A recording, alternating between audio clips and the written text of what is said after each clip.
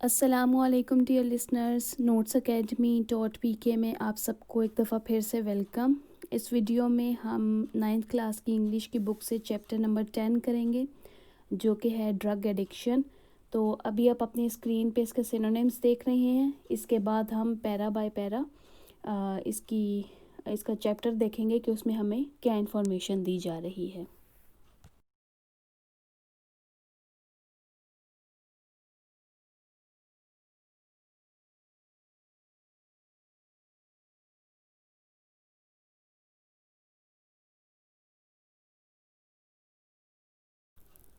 اب شروع کرتے ہیں یونٹ۔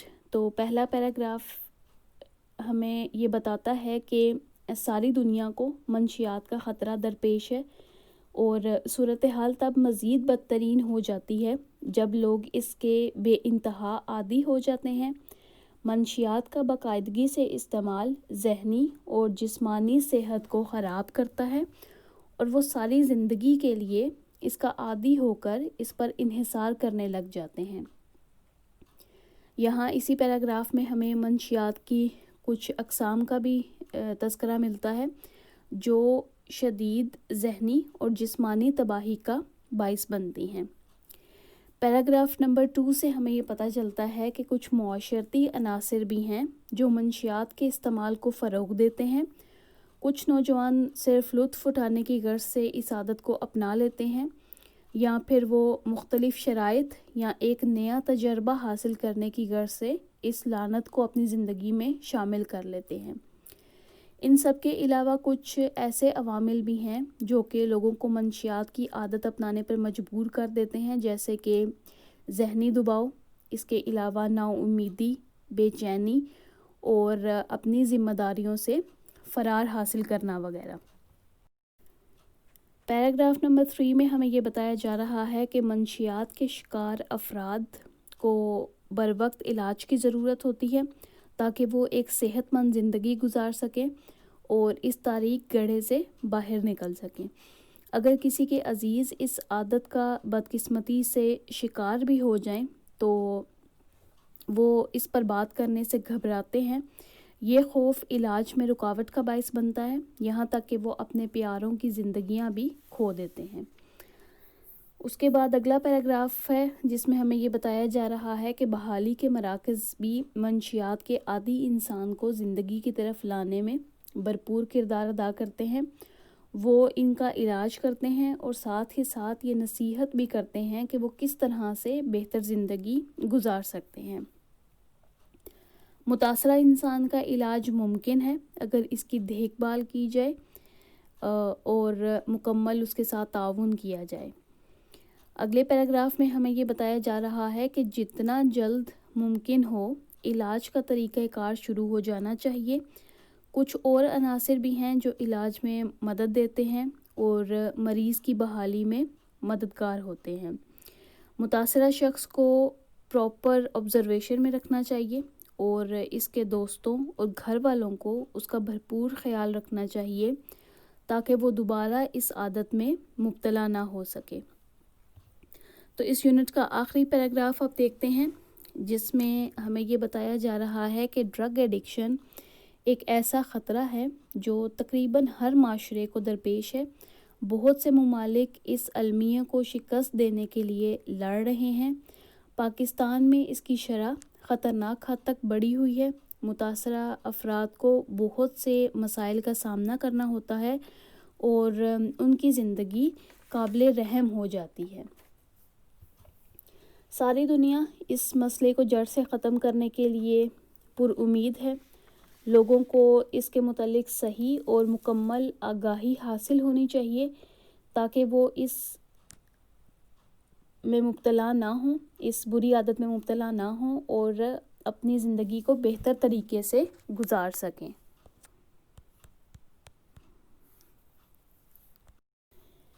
یونٹ کو کمپلیٹ کرنے کے بعد اب چلتے ہیں یونٹ ریلیٹڈ کوسچنز پہ۔ تو پہلا سوال ہے کہ کیا منشیات کے عادی افراد اس کے خطرے کو سمجھتے ہیں؟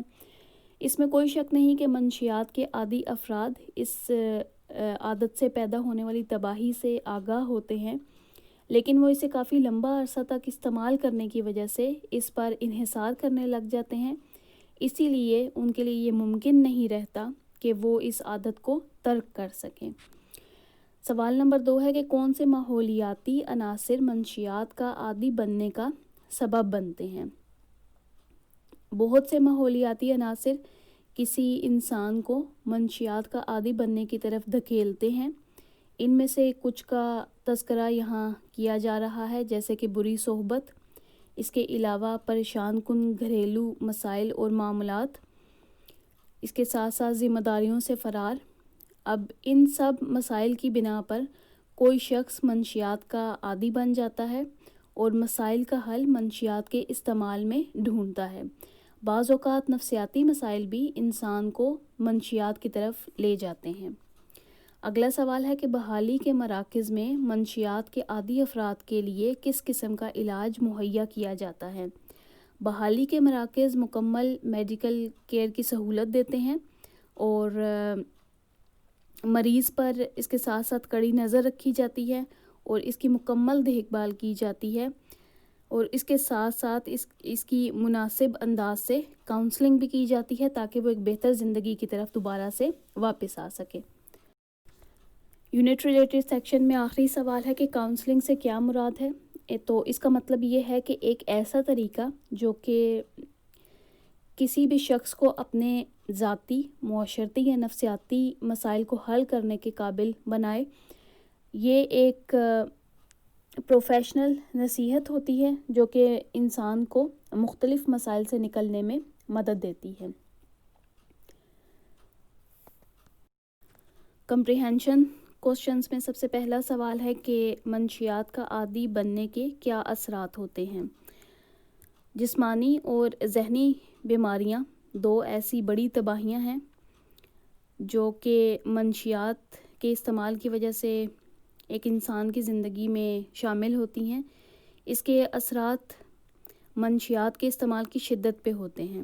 جتنا تباہ کن مادہ استعمال کیا جاتا ہے، مشکل بھی اس حساب سے بڑھ جاتی ہے، اور انسان جتنے لمبے عرصے تک اس کا استعمال کرتا رہتا ہے، اتنا ہی زیادہ وہ اس پر انحصار کرنے لگ جاتا ہے۔ سوال نمبر 2 ہے کہ منشیات کا عادی بننے کی کیا وجوہات ہوتی ہیں؟ تو اس کی کوئی ایک وجہ نہیں ہے۔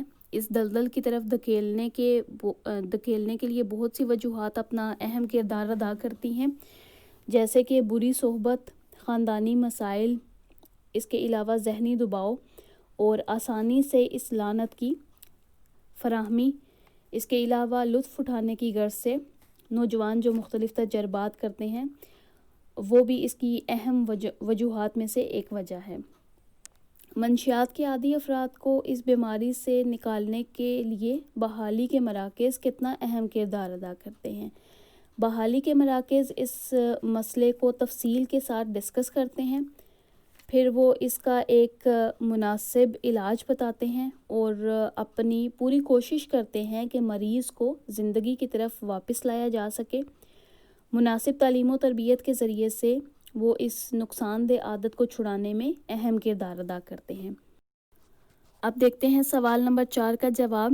منشیات کا عادی انسان اس بری عادت کو اپنا کر اندھیروں میں رہنے کا اتنا عادی ہو جاتا ہے کہ وہ اس مایوسی سے اپنا پیچھا خود چھڑانے میں ہمیشہ ناکام رہتا ہے۔ نارمل زندگی کی طرف آنے میں پراپر کاؤنسلنگ اس کی مدد کرتی ہے۔ کاؤنسلنگ کے ذریعے سے متاثرہ شخص کی مکمل کیئر کی جاتی ہے۔